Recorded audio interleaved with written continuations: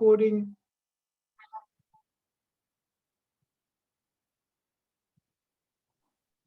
Travel and Things presents In Conversation With.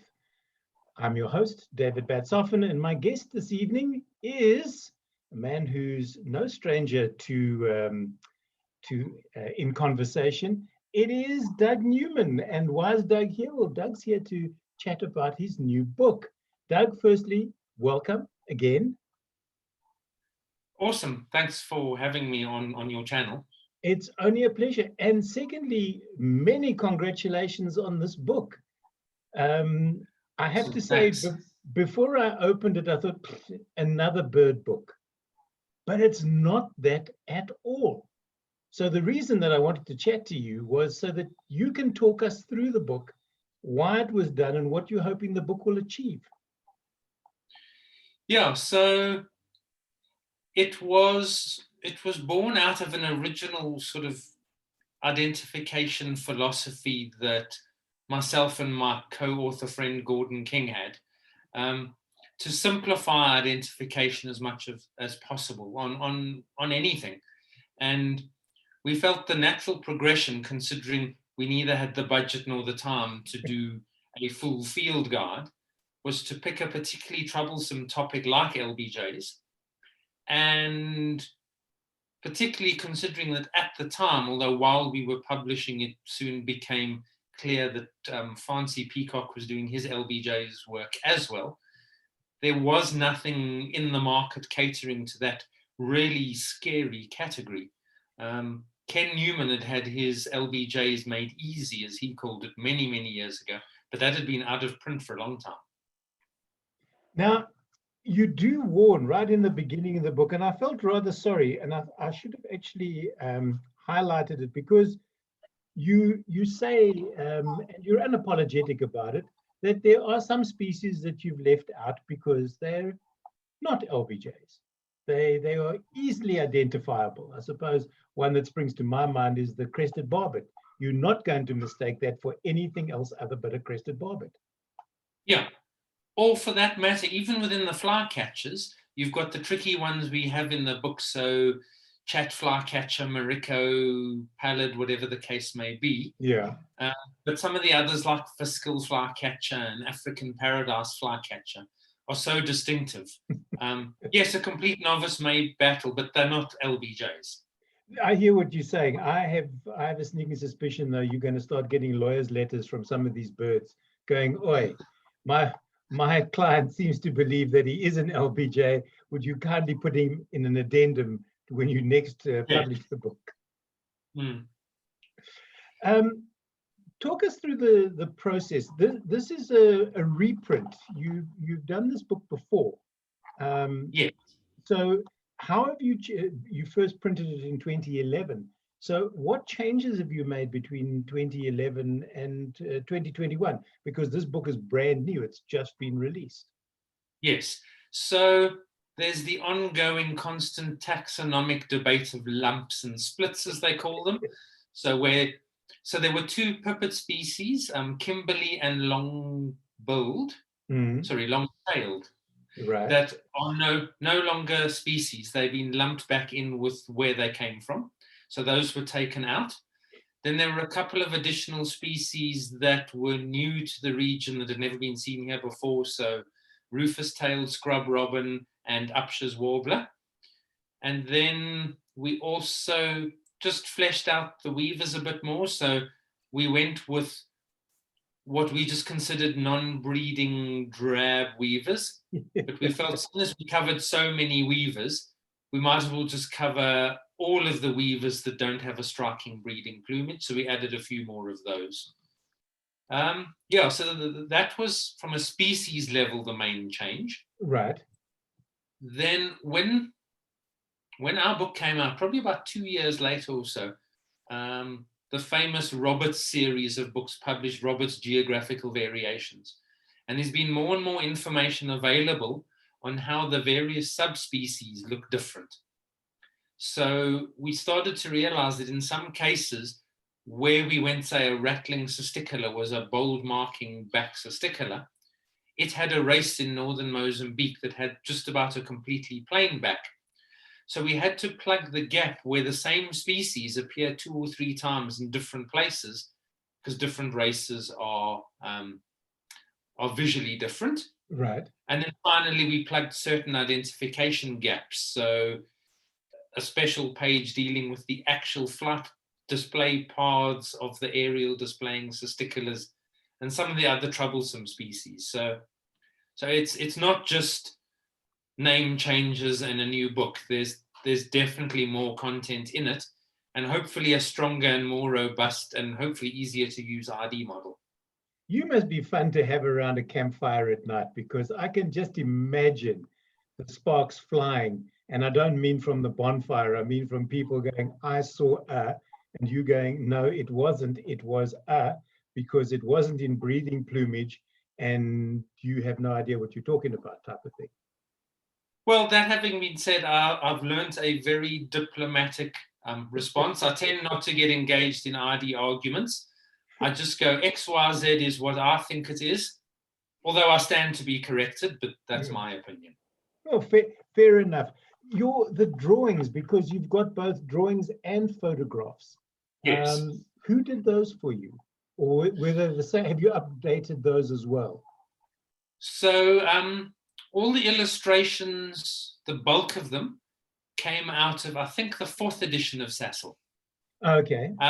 There were a couple where we said that either what we wanted to depict or the particular plumage variation in Sassel wasn't there. So we did contract in a couple of illustrations.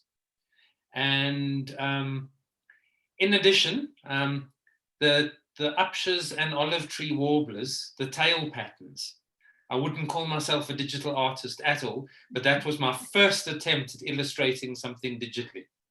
I remember when you started printing those. When you started printing those on Facebook, you sort of gave us a taste of what you were doing. Yeah, I was fiddling with feathers and all sorts of things. So yeah, that was a bit of fun, but I certainly wouldn't attempt to draw a whole bird. That's way beyond my skill set. But as they say in the TV ads, that's not all. Because like every other book on the market, and I include mammals and snakes, you now have an app to go with this book. And if you scan, there are barcodes inside. And where can we see one? There's one. And if you scan those on the app, it gives you the call. Yeah, so it gives you the call. And in addition, in some species, we have comparative tracks where we go, these 4 or 5 birds sound similar. Right. And there's an additional narrated comparative track that vocally tells you what you need to be listening for in terms of the differences. And in some cases where they're really fast calls and we're requiring you to hear nuanced detail, we even play them first at half speed and explain what to listen to, and then again at full speed so that you can hear in real time what it sounds like. Yeah, so that's the app.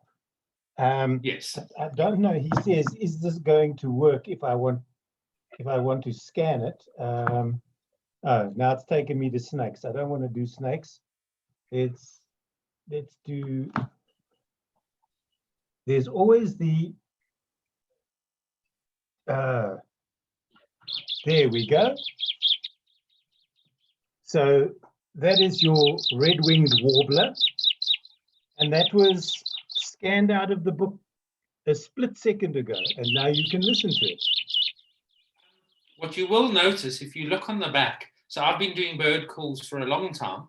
I know. You'll see a new logo that actually says simply birding nature sounds. Right.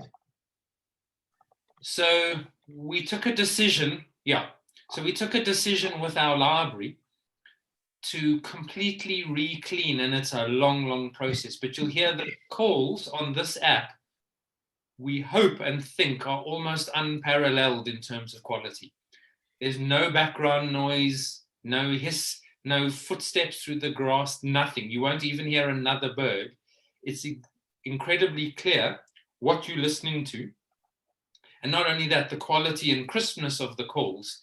So we've taken a definite decision to say that in future on our works and anyone we partner with, Right. that's really our new standard. We're kind of hoping to set some sort of a benchmark of call quality. If we just play it once more, he says. No, why won't it now? There we go. I hear what you mean, Doug. It is incredibly clear, and in fact, probably one of the best calls in the whole book is the striped pipit. I mean, that one came out incredibly nice. How long did all this take you? I know, because at the beginning of COVID, I thought you were the original 21 days. I thought, right, now's a good time for me to clear up my hard drives with all my photographs on them. I've got 40,000 images or something like that. I can work through those. I'll have them cleaned out. And that lasted about 20 minutes when I got bored. And I just thought it's easier to buy another hard drive. Yes. So for me, the problem is the cleaning process is quite intensive. We've actually spent many years, fortunately, Gordon's a software developer by career. Right. So he's helped me write a bunch of custom plugins and things that we use, but it's still, there's no magic button you can click because every bird's different. If you want to have only that bird eventually play, it's a massive process. So I've worked out at the rate I'm going, if I did a bit of work every evening and weekends and managed to knock off cleaning about 10 species a week, I'm still looking at about 3 to 4 years before the library is fully reworked. So it's, I mean, I'm sitting with just over 900 species recordings in the library. Right. Collectively, just under 6,000 individual call clips. I mean, it's ridiculous, but you know, I've said this to you, I think, when we last spoke, or when we first spoke, that I have an inordinate respect for birders because they have the patience of Job from a photographic point of view, and you've turned this on its head with your audio work, and you've now, you know, got this task ahead of you to present the best possible calls that you can. So it's, you know, I've been looking at, and whilst I'd never consider myself in the league of like a National Geographic or whatever, you know, I look at the likes of National Geographic and the famous David Attenborough, etc., and I look at the quality of what they produce, and it's kind of inspired me to say that I really need to up my game, even in my own little space, as much as I can. But don't forget, Doug, that David Attenborough has a team of 87 crew members. That's aside from the office staff that are working behind the scenes. So, you know, it's not David Attenborough doing it all by himself. Oh, no, hugely. Although as my library gets cleaned up, what I'm enjoying is I do these stereo soundscapes. And I'll map out that I want a lion on the left, and then I want this plover to come across from the left to the right in a stereo soundscape. And because each call is impeccably clean with no other background interference, I can pull any bird I want into the soundscape or any animal sound, knowing that it's pristine and clear in its own right to just be dropped in on a video or whatever the case may be. It's truly amazing. And I mean, for people who don't know about you, firstly, you're not related to Ken Newman. I made that mistake when we first chatted. And secondly, when you started your sound recording, I'm sure that the equipment you started with was sort of a tiny little reel-to-reel tape recorder or something like that, and you've moved on to into the digital space now. Yes, I mean, my father had an old reel-to-reel tape recorder which wasn't working, but it had this little horrible microphone that plugged in and stood on a desk. And then I borrowed my grandmother's old Panasonic, those little black tape recorders we all had that had the row of buttons on the front. Right. And I somehow managed to figure out how to get the microphone to record on that thing. And that was my first ever foray into bird call recording. And naively, I thought if I put it in a biscuit tin and put a net curtain over it, it might be directional. Of course, it wasn't. My recordings were horrendous, but it's part of the learning experience. Just as a matter of interest, those early recordings from the biscuit tin, which sounds like it could be the title of your autobiography. Yes. Did you get some calls then that you've not been able to replicate, and you've sort of gone, if only I could clean that up, but I can't because of the echo and all of that type of stuff? Or conversely, have you been able to clean up those recordings? So, I mean, a lot of it I could clean up. The biggest problem, which a lot of people, unless they've recorded more seriously, won't understand, is we all had the wonderful automatic gain control. So when you recorded a piece of music, it set the level of your recording appropriate for your tape, which is wonderful. But when you're recording a bird and it's getting louder and softer the whole time, not because of the bird.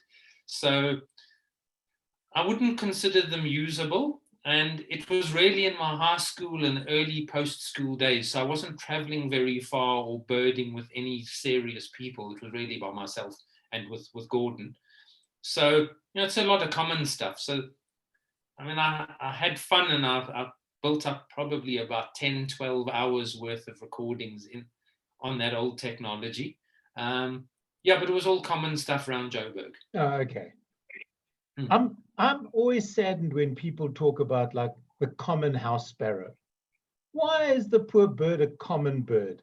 I mean, I understand the concept of common, but I just feel so sorry for it. I wish it was called like Sir Sparrow or something like that. Give it a title, make it feel important. Yeah, no, exactly. And ultimately, what happens is, unfortunately, the first bird that's ever named in a species or in a family, I think if it isn't specifically located anywhere and fairly widely distributed, it just becomes common by default. Common. So common moorhen, common miner, common sparrow. So with this out now, I take it people can buy it online, although now we've gone back to level 1, so if people want to go into a bookshop, are they able to pick it up at bookstores already, or is it only available online? No, it should be. I was in a bookstore the other day and I saw a little pile of them on the shelf, so they're around. Okay. Being a Penguin Random House or Struik Nature publication, it should be distributed pretty similarly to, say, the likes of a Sassel and many of their other books. Obviously, it depends on which bookstores want to stock it, but it should be widely available. And then all the major online sites that I've seen who advertise bird books and other wildlife books on Facebook, I see most of them have already mentioned that they've got stock, so it should be very easy to get your hands on. I almost forgot about Struik Nature, so thank you for slipping that plug in there for them, and why shouldn't you? Because they are one of the best purveyors of wildlife books in South Africa, as far as I'm concerned, and they consistently are bringing out more and more books. Yes, completely. And I will say a tip to anyone who wants to get the book, get it now, not because I want to sell many, many copies, but this book, when the pre-impression copies came, it turned out that the book was printed on a sort of velvety paper. Right. Which is considerably more expensive and was not in the budget. And obviously, the publishers said, well, we didn't ask you for that, so we're not paying for it, nor did the price of the book go up. So certainly this first impression is of a much higher quality paper. The book will go back to the normal sort of quality paper of most bird books, but this is definitely, I mean, if you feel the cover, it's a quality above most other books, and that's purely by accident. So get it while the top quality version is on the shelf. But you say that and people go, oh, but why do you have to get a book when there's an app? And I'm sorry, I still like the feel of paper and the smell. When this copy arrived on my desk from Struik Nature, the first thing I do is, and there's just something about fresh ink on paper that is it's like getting into a new car. Oh, completely. And I don't know if it's still like that, but I heard quite a while back that it was for 5 years in a row, the growth in sales of books was from store or physical books Mm. was outstripping the growth of electronic books.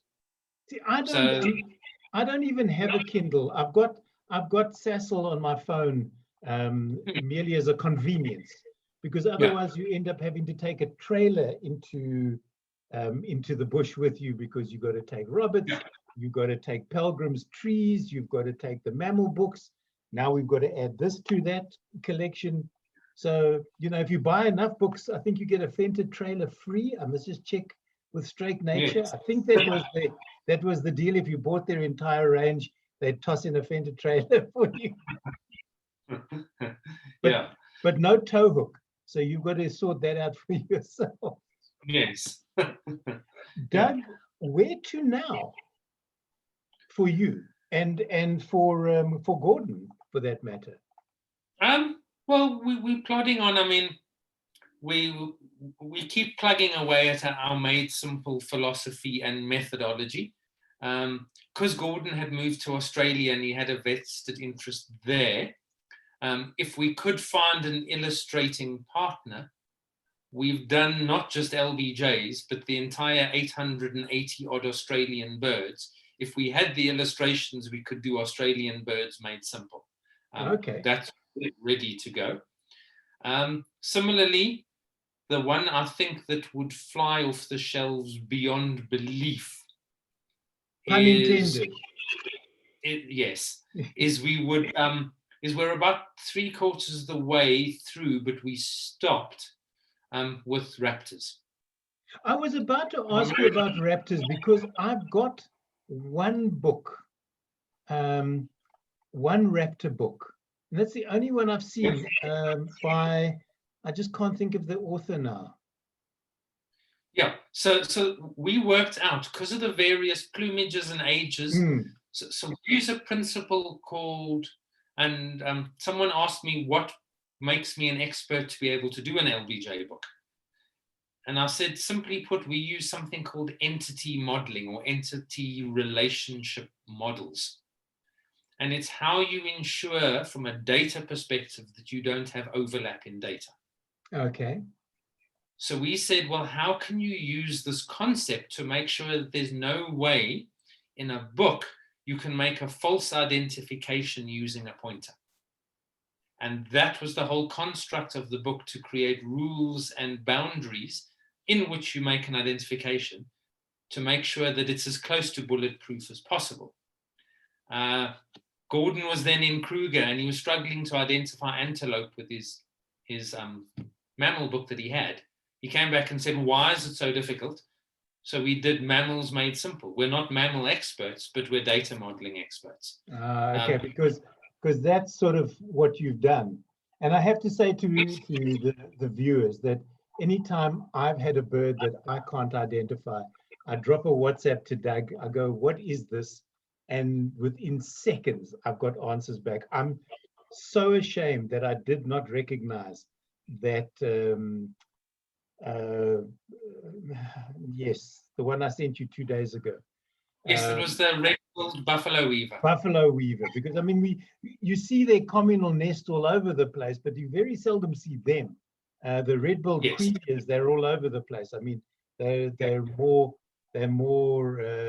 of them than there are of domestic chickens. There are billions of those things in the universe. Yeah, no, exactly. The only one bird that I, because for me it's an easy ID, and that's the rufous-naped lark. Yet you've put him in this book. Do you feel he's an LBJ? Yes, and particularly when it's on a fence post with its crest up calling, the call is obvious. Yeah. However, and this is my big bugbear, I would almost go through my cupboard and pull out every field guide, and where they point to the crest of rufous-naped lark and mention the crest, grab a pen and scratch it out.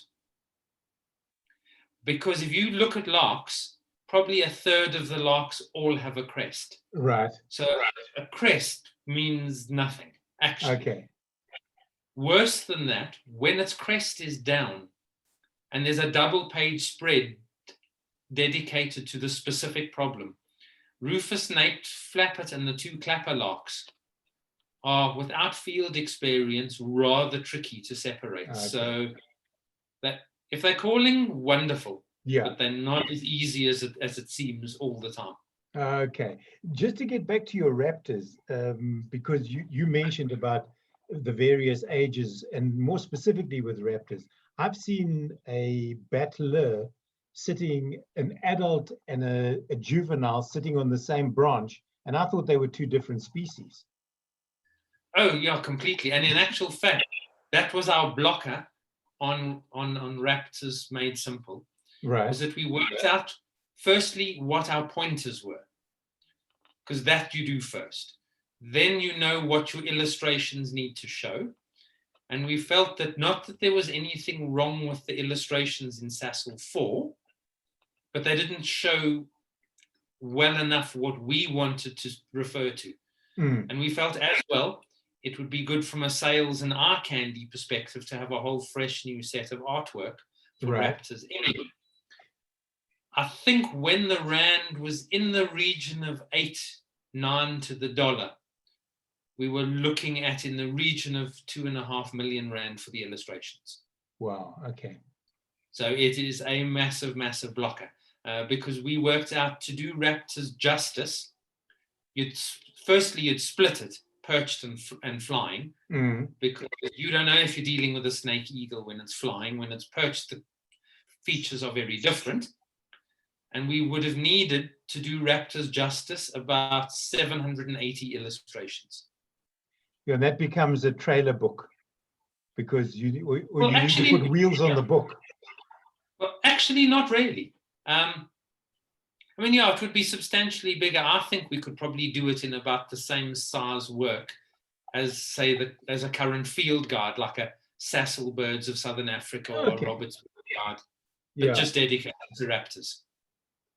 The book is LBJ, Southern African LBJs Made Simple. It's published by Struik Nature. It's written by Doug Newman and Gordon King. And there is also an app that goes with it. SASL's involved, which is always good. These people know they play a lead role when it comes to conservation, and thanks to that, or thanks to them.